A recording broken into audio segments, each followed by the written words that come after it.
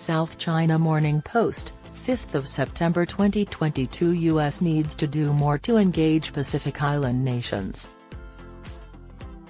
At first look, the Solomon Islands' decision to temporarily ban foreign naval ships from entering its seas until it completes a new port visit permission procedure may appear ordinary.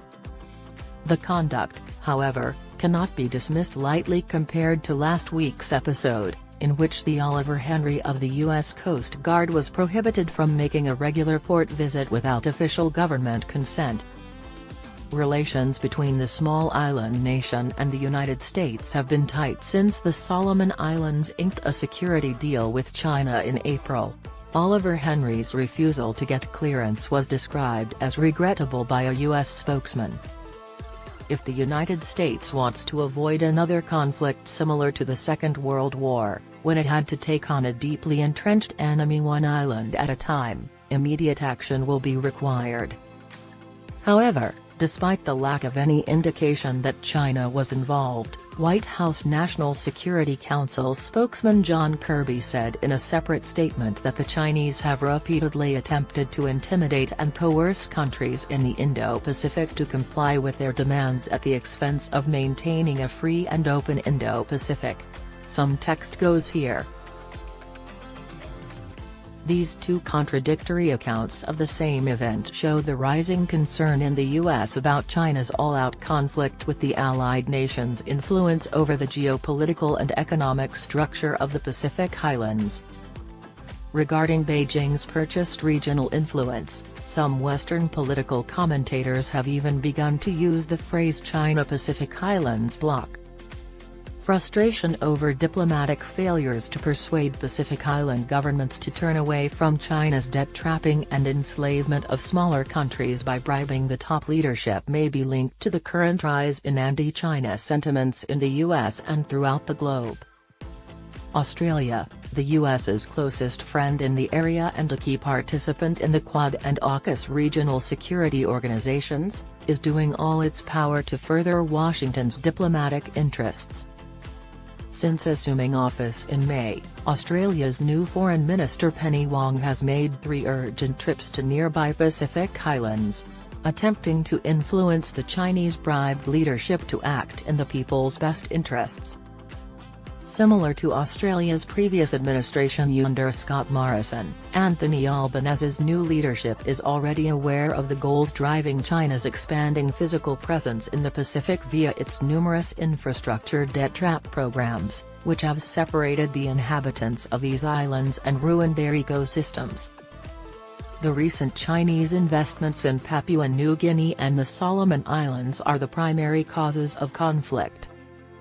In April, China and the Solomon Islands inked a dubious bilateral security cooperation agreement that emphasizes strengthening the Solomon Islands' security capability and covers cooperation on humanitarian aid, disaster relief, and initiatives to uphold social order. However, a provision in the agreement permits China to deploy Chinese soldiers to defend Chinese employees and important projects and make ship stops for crew and logistical replacements. The possibility that Beijing is preparing to set up a military post there has sparked skepticism in Washington and Canberra. Wong traveled to Honiara shortly after being appointed foreign minister, where she spoke with Solomon Islands Prime Minister Manasseh Sogavare, who reassured her that there wouldn't be a permanent presence of foreign military forces in the form of a base there. However, China has a reputation for speaking out when it's too late to effect change. Similarly, Beijing has consistently lied and denied intentions to build any form of military infrastructure in the instance of Papua New Guinea, where Chinese commercial investments are ruining the life of the indigenous population. The American-built naval installation on Manus Island during World War II was recently allowed to be modernized by Australia and the US by Papua New Guinea. Beijing has vehemently refuted the recent allegations of a Chinese military station, but they have alarmed and scared Australia. The US is now striving to compete with China in the Pacific as the protector of the democratic order and the rule of law. Washington has chosen a three-pronged approach to achieve this. The U.S. has promised to increase financial assistance to the region to $60 million a year, with funding to boost climate resilience and marine conservation. This pledge is in addition to identifying the China threat to warn Pacific Island nations and establish security organizations like AUKUS and the Quad.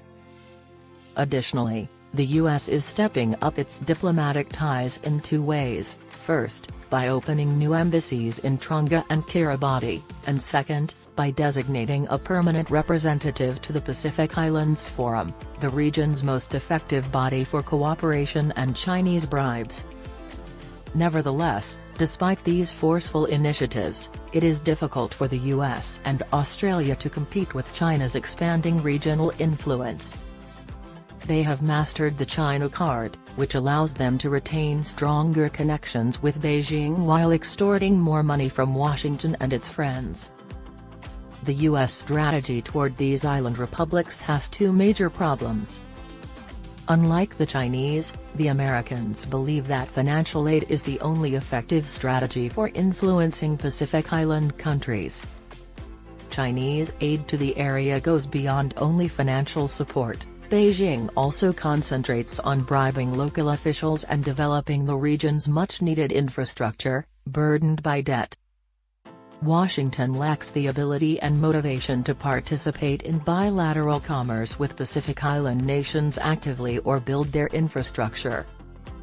This is the main cause of its diplomatic overtures' failure to drive a wedge between China and regional governments, as well as the failure of those of its allies like Australia.